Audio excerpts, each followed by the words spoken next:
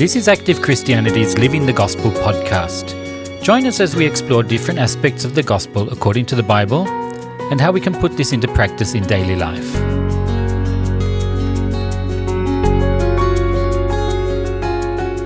Hi everyone, and welcome to another episode of Living the Gospel. I'm Julia. And I'm Kathy. So this week, actually, I had a bit of an experience that is the inspiration for what we wanted to talk about today. So I work in IT, and it's not exciting. I have a fantastic job, but the days pass by pretty peacefully and uneventfully. So I was driving home from work this week. I was on call, so I had my work cell phone with me. And I was thinking to myself that, you know, my whole goal in life is to become like Jesus, obviously. Mm-hmm. But I feel like, obviously, we know that in order to do that, you need to go through temptations and overcome them. And that's how we get the virtues. We've sort of talked about that before, and that's kind of the crux of the gospel.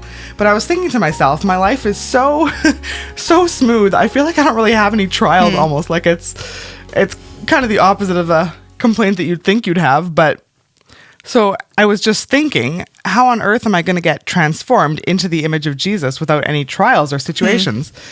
And so then I got home, and not half an hour later, one of my work colleagues, who I don't know very well actually, he works remotely, he called me with a concern that he easily could have called me with during business hours, and then proceeded to just downright patronize me. Like, he talked to me like I was stupid. And I got off the call with him, and immediately something so ugly just reared its head in my nature. Like, I was so tempted to be offended. Like, who does he think he is that he can talk to me like I'm a child? Does he not know how capable I am? And like all these things that come up. And right there was my opportunity to be transformed from the way I am by nature. But then it just came to me, and I did. I got the victory. And then for the next roughly day or so, every time I thought about it again, my blood started to boil again, you know? But every single time I can humble myself, and I can realize, who am I that I think that there's a certain way that I need to be treated? Yeah. Just, you have to recognize those little opportunities like that. Exactly. It's not going to always come in like this big like moment of like huge pressure and overwhelming trial, but there are little moments of things like that. Yeah. Where it's like, okay, here is where I need to use this opportunity. And that's the grace of God, because he doesn't pile it on. He gives us exactly as much as we need to be transformed in the situations. And it's when we're faithful in those little things then that when the huge things do come, and sometimes they do in life, when they do come, then we're able to bear them because of learning to bear these small situations, right? Exactly. Sorry, it's a little bit off the topic of what we're talking about today. It's all on the topic of becoming like Jesus. Yeah. So. But then I was just thinking too along that vein, like how easily had I not taken this situation in the right way multiple times, because like I said, it came back to me over and over, how it could have actually wrecked my day. Like I could have stewed in it and been offended and been, all these different things. But then what I became so thankful for is the fact that none of these things, the way I'm treated, the way circumstances come at me, not a single one of these things has the power to take away my joy. Yeah. So then I was thinking about this, the way that I react. We have an article on the website, right, Kathy? Yeah. That is called, "This is the Single Determining Factor of Your Happiness." And it's kind of an abridged version of an article that was written in 1957. And I actually remember, like, a dear family friend of ours who is a woman in her 80s, I think she's in her 80s now. Yeah, I was talking to her once, and she was telling me about how she grew up with this desire for Jesus since she was a little girl. And her whole growing up life, she felt like she was looking for something and couldn't quite find it. She just knew she loved Jesus, but didn't know what kind of life that could lead her to. And then she came across this article, which in its original form is titled Reactions. And she was in her early 20s at the time. And she read this article, and she said it was like a light went on for her. Like she finally had the answer that she had been looking for. And this whole thing, like, if we could just almost read a tiny little bit of it. Yeah. I'll just start off here. It says, "Have you ever thought of the fact that you yourself are the only person who has power over your reactions in life? Not only that, but the way you react to the things that you meet in life will determine the degree of your happiness or unhappiness. Your reaction, and only your reaction, is the determining factor." That's very interesting. Like, that is a completely unique way of looking at It things. really is. The fact that I've been able to read this and have this handed to me I feel like it's such a grace. Yeah. As people, by nature, we're so trapped in this misunderstanding that it's what others do and the situations around me that can take away my joy or my happiness. Yeah. And that's miserable because then the power is completely out of my own hands. Yeah. Like, But how does James say it? He says that you are tempted when you are drawn away by your own lusts and desires. It's not, I'm tempted because so-and-so has done this to me. Right. And because someone treated me wrong, or because this situation happened and I couldn't do anything about it. But he says we're tempted when we're drawn away by our own passions and desires. Yeah. Right? Yeah. I mean, it can sound like, oh, I have all these ugly things in me, but it's so freeing because that means that I completely have the ability to get rid of those things and to become happy by getting victory over them. Yeah. If it was up to the way other people were treating me, I would have no control over my own joy and peace in life. Right. And that would be horrible. Right. You would to have no choice but to be unhappy because of my situations or the things that happened to me. Yeah. That would be so hopeless. It would be like having a leash around your neck and just having to be led wherever you're led. Whereas instead, I have complete control over it. For example, this week with that situation, I could have had my day ruined and then the subsequent day as well, because like I said, every time I thought about it, it was a temptation again to be offended. Yeah. But just by deciding to take it in a good way, then it actually became a situation that brought me joy and peace, because nothing brings more joy in life than getting victory over sin. Yeah. And that's in contrast to what happens if you do, for example, if you had given in to getting offended in that story with the guy from work, it would not have made you feel good. Of course right? not. You just get miserable and you get like all these heavy thoughts and you start to go over and over it in your head and it just becomes this huge, actually, burden on you, right?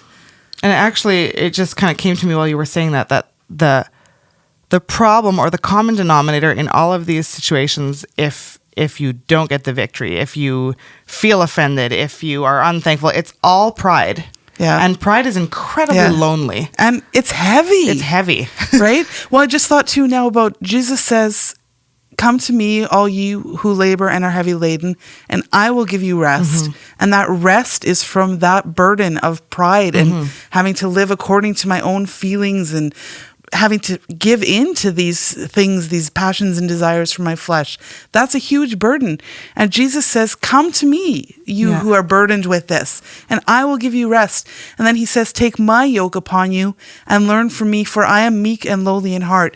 And that taking his yoke on us, that is that to get victory over these things. Right. And it is, I think he says it like that it's a yoke because, as Peter says, we have to suffer in the flesh to overcome these things, right? Like you have to give up something and it takes a battle to overcome. Like you said, you had to go through this battle to overcome getting offended. Over and over again. Yeah. Yeah. But his burden is light, he says, because it leads to getting peace and rest and joy instead of misery and heaviness, right? Totally.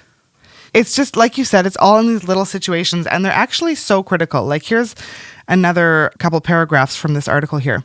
If Jesus had reacted differently, if he had, for example, been righteous in everything, but had been absolutely unwilling to suffer injustice, then there would not be an atonement or salvation at all. He, the just one, would have remained together with his righteous Father, and all of us would be lost. How unspeakably wonderful that he chose to respond in the loving way that he did. You too, by suffering unjustly, can win other souls whom you would not otherwise be able to win. To quarrel about your rights, to insist on them, or to sue your fellow man is an extremely foolish and dangerous way of life.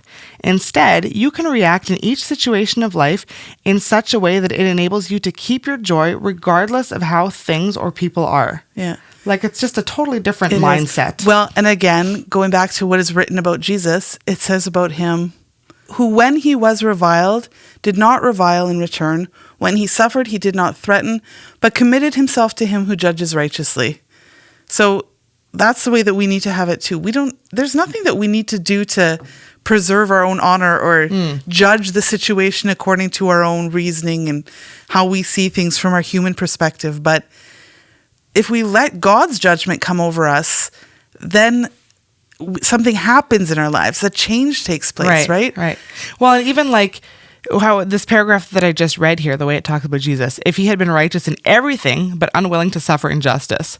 And that can seem reasonable when people are treating you poor. Like, for example, in my situation, I could say, objectively speaking, that guy was being a bit of a jerk to me, right? Yeah. But what does it matter? Like, yes, somebody may have mistreated me and it may be obvious that they are in the wrong. Yeah. But actually, that can only affect their happiness. Yeah. And the thing is, you actually can't do anything at all about how other people are.